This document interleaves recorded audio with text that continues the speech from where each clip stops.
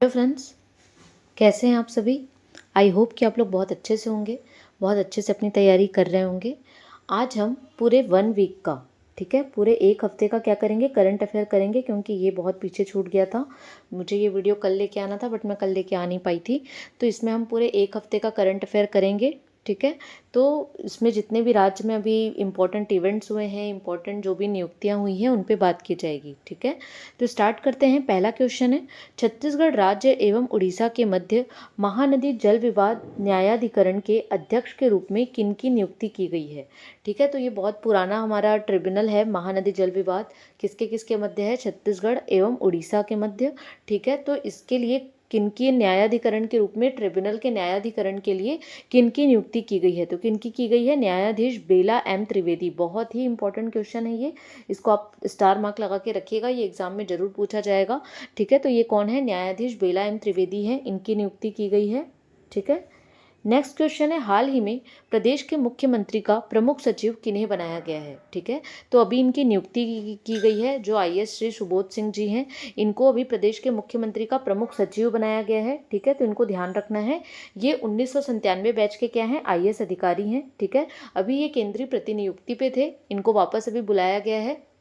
इससे पहले जब हमारे राज्य सरकार में रमन सिंह जी की गवर्नमेंट थी, भाजपा की गवर्नमेंट थी, जब रमन सिंह जी मुख्यमंत्री थे, उस समय भी ये मुख्यमंत्री के प्रमुख सचिव थे, ठीक है। उसके बाद ये केंद्रीय प्रतिनियुक्ति में गए थे, जिसमें ये नीट एनटीए जो था, नेशनल टेस्टिंग एजेंसी, उसके हेड थे। और अभी ये वापस राज्य में आए हैं, ठीक है। तो वापस आने के बाद इनको फिर से मुख्यमंत्री का प्रमुख सचिव बनाया गया है, ठीक है। ध्यान देना है, बहुत ही इंपॉर्टेंट नियुक्ति है ये। नेक्स्ट क्वेश्चन है, आईएसएफआर रिपोर्ट के, आप लोगों ने बोला था कि इस पे एक अलग से वीडियो बनाना, इसलिए मैंने ज़्यादा क्वेश्चन इसके नहीं लिए हैं, नेक्स्ट वीडियो इसी पे आएगा, ठीक है। तो ये क्वेश्चन है, भारत राज्य वन रिपोर्ट के अनुसार प्रदेश ने वन और वृक्ष आवरण में वृद्धि के क्षेत्र में देश में कौन सा स्थान प्राप्त किया है। तो ये बहुत ही इंपॉर्टेंट पॉइंट है, क्योंकि हमने पहला स्थान प्राप्त किया है पूरे देश में, ठीक है। किसमें, कौन से क्षेत्र में किया है, वन और वृक्ष आवरण में वृद्धि। इसको ध्यान रखिएगा ना, यहाँ पे ट्रिक रहेगा, अगर वन और वृक्ष आवरण बस बोलेगा तब छत्तीसगढ़ ने पहला स्थान नहीं प्राप्त किया है। वन और वृक्ष आवरण में वृद्धि की बात करेगा तब हमने क्या किया है, पहला स्थान प्राप्त किया है, ठीक है। तो इसको ध्यान रखना है। आईएसएफआर रिपोर्ट 2023 के अनुसार वन और वृक्ष आवरण में अधिकतम वृद्धि दर्शाने वाले शीर्ष 4 राज्यों में पहले स्थान पर है छत्तीसगढ़, ठीक है, जिसने 684 स्क्वायर किलोमीटर की वृद्धि दर्ज की है। उसके बाद आता है उत्तर प्रदेश, जिसने 559 स्क्वायर किलोमीटर की वृद्धि दर्ज की है। उसके बाद आता है उड़ीसा, जिसने भी 559 वर्ग किलोमीटर की वृद्धि दर्ज की है। और उसके बाद आता है राजस्थान, ठीक है। तो आपको ध्यान रखना है चारों राज्यों को।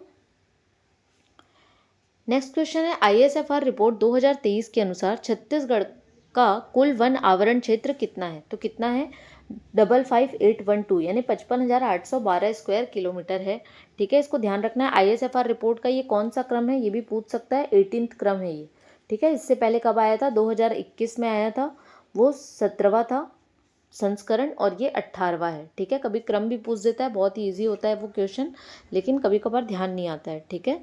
इसके लिए हम अलग से वीडियो लाएंगे, इसलिए मैंने ज़्यादा क्वेश्चंस इसके नहीं डाले हैं, ठीक है। तो उसमें उसको सारा पूरा कवर करेंगे। नेक्स्ट क्वेश्चन है, केंद्रीय गृह मंत्री श्री अमित शाह ने किस राज्य की पुलिस को राष्ट्रपति निशान अवार्ड से, यानी राष्ट्रपति पुलिस ध्वज सम्मान से सम्मानित किया है। तो वो कौन सा है, छत्तीसगढ़, ठीक है। ये बहुत ही गर्व का विषय है कि हमारे प्रदेश की पुलिस को राष्ट्रपति निशान अवार्ड से सम्मानित किया गया है। और वो उसके मुख्य अतिथि कौन थे, किसने दिया है ये सम्मान, तो जो हमारे केंद्रीय गृह मंत्री हैं श्री अमित शाह जी, उन्होंने ही इसे सम्मानित किया है इस अवार्ड से। छत्तीसगढ़ राज्य पुलिस को राष्ट्रपति निशान पुलिस कलर्स अवार्ड 2024 से सम्मानित किया गया है। यह सम्मान देश के राज्य पुलिस को मिलने वाला सर्वोच्च सम्मान है, ठीक है। छत्तीसगढ़ यह सम्मान प्राप्त करने वाला कौन सा राज्य है, 12वां राज्य है, ठीक है। और सबसे युवा राज्य है, क्योंकि अभी छत्तीसगढ़ कब बना है हमारा, 2000 में बना है, तो उस हिसाब से हम सबसे युवा राज्य हैं यह सम्मान प्राप्त करने वाले, ठीक है। यह सम्मान बेसिकली हमको 24 वर्षों में जो पुलिस की असाधारण सेवा, बहादुरी और कर्तव्य परायणता के लिए क्या हुआ है, प्राप्त हुआ है, ठीक है। अभी हम देख रहे हैं कि अभी जो चल रहा है नक्सल, एंटी नक्सल ऑपरेशन, तो हमारे जो केंद्रीय गृह मंत्री ने बताया कि 2026 मार्च 2026 31 मार्च 2026 तक छत्तीसगढ़ और पूरे देश में नक्सलवाद का क्या किया जाएगा, पूरी तरीके से खात्मा किया जाएगा, ठीक है। नेक्स्ट क्वेश्चन है, हाल ही में चर्चित चेटवापुरी धाम प्रदेश के किस जिले में स्थित है? बहुत ही इंपॉर्टेंट है। ऐसे कोई भी फैक्ट ना, चाहे वो ज्योग्राफी से रिलेटेड हो, टूरिज्म से रिलेटेड हो, अगर वो न्यूज़पेपर में आते हैं ना तो उसको आप बिल्कुल अच्छे से ध्यान में रखिए, क्योंकि उसके एग्जाम में पूछे जाने की संभावना बहुत ज़्यादा होती है, क्योंकि वो चर्चा में बना हुआ था। ठीक है, तो चेटवापुरी धाम भी अभी हाल ही में चर्चा में था, न्यूज़पेपर में था। ठीक है, तो ये कौन से जिले में है? तो ये है बेमेतरा में। ठीक है, बेसिकली चेटवापुरी धाम कौन से संप्रदाय से संबंधित है ये भी पूछ सकता है, तो ये सतनाम जो पंथ है उससे संबंधित है। ठीक है, क्या है यहाँ पे ये भी देख सकते हैं। यहाँ पे जो गुरु अमरदास जी हैं, ठीक है, इनका समाधि स्थल है। आप पूछेंगे गुरु अमरदास जी कौन है, तो ये संत शिरोमणि श्री घासीदास जी के ज्येष्ठ पुत्र हैं। ठीक है, इनका समाधि स्थल है चेटवापुरी धाम में। ये कौन से जिले में आता है? बेमेतरा में आता है। ये कौन सी नदी के तट पर है? तो ये शिवनाथ नदी और खारून नदी के संगम पर है। ठीक है, यहाँ पे प्रतिवर्ष माघ पूर्णिमा में 3 दिन का मेला लगता है। ठीक है, तो सारा पॉइंट हमने कवर कर लिया है कि अगर हम पर्यटन की दृष्टि से देखें तो भी इम्पोर्टेंट है, क्योंकि ये शिवनाथ और खारून नदी के संगम पे है। अगर हम धार्मिक और दार्शनिक इस दृष्टि से देखें तो भी ये इम्पोर्टेंट है, क्योंकि ये सतनाम पंथ के जो गुरु हैं संत शिरोमणि गुरु अमरदास जी, उनका समाधि स्थल है। कौन से जिले में आता है? बेमेतरा जिले में आता है। और अगर मेले की बात कर लें तो वो भी इम्पोर्टेंट है, क्योंकि प्रतिवर्ष यहाँ पे माघ पूर्णिमा में 3 दिन का मेला लगता है। ठीक है, तो ध्यान रखना है इसको। प्रदेश के बहुचर्चित खेल समारोह बस्तर ओलंपिक के समापन समारोह में मुख्य अतिथि के रूप में कौन शामिल हुए? ठीक है, ये क्वेश्चन को शामिल करने का बस यही रीज़न था कि हम इसके साथ बस्तर ओलंपिक पढ़ लें, क्योंकि बस्तर ओलंपिक बहुत इंपॉर्टेंट है।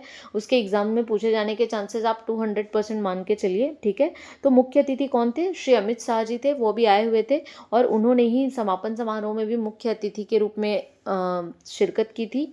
तो देख लेते हैं, जो बस्तर ओलंपिक है वो कब से कब हुआ था? तो वो हुआ था 5 नवंबर से 15 दिसंबर 2024। ठीक है, आयोजन स्थल इसका बस्तर संभाग था। अगर हम बात करें कि ये कौन सा संस्करण था, तो ये पहला संस्करण था। ठीक है, जिसमें कुल खेल कितने शामिल हुए थे? तो 11 टोटल खेल शामिल हुए थे। इसका शुभंकर क्या था? तो इसका शुभंकर वन भैंसा था। ठीक है, और उसके सिंग पे क्या थी? पहाड़ी मैना। ठीक है, इसका जो स्लोगन वाक्य था वो क्या था? करसायता बस्तर, बरसायता बस्तर। ठीक है, तो इसको भी ध्यान रखना है, सीधे सीधे एग्जाम में पूछे जाने की संभावना है। ये 3 स्तरों पे खेला गया था। ठीक है, विकास खंड, जिला और संभाग। ठीक है, ध्यान रखना है। हाल ही में प्रदेश में किस हवाई सेवा का शुभारंभ किया गया है? कौन सी हवाई सेवा का शुभारंभ किया गया है? रायपुर, अंबिकापुर, बिलासपुर हवाई सेवा का। ठीक है, अभी हमने कुछ दिनों पहले ही अपने वीडियो में पढ़ा था कि जो अंबिकापुर का जो एयरपोर्ट है, माँ महामाया दरिमा हवाई एयरपोर्ट, ठीक है, उसका क्या किया गया था? वर्चुअल लोकार्पण किया गया था। किसके द्वारा? हमारे प्रधानमंत्री श्री नरेंद्र मोदी जी के द्वारा। ठीक है, अब क्या हुआ था, थोड़े दिन पहले हमने और पढ़ा था कि हमारे जो मुख्यमंत्री हैं उन्होंने जो केंद्रीय उड्डयन मंत्री हैं, कौन है? किंजरापू राम मोहन नायडू, है ना, तो उनसे यहाँ पे हवाई सेवा शुरू करने की क्या ली थी? परमिशन ली थी, और केंद्र ने उसकी परमिशन भी दे दी थी। तो अब इसका ऑफिशियली क्या किया गया है? शुभारंभ किया गया है रायपुर, अंबिकापुर, बिलासपुर हवाई सेवा का। ठीक है, किन्होंने किया है? हमारे प्रदेश के मुख्यमंत्री श्री विष्णुदेव साय जी ने किया है। ठीक है, राज्य सरकार ने 80 करोड़ की लागत से अंबिकापुर के एयरपोर्ट माँ महामाया दरिमा एयरपोर्ट का विकास किया है।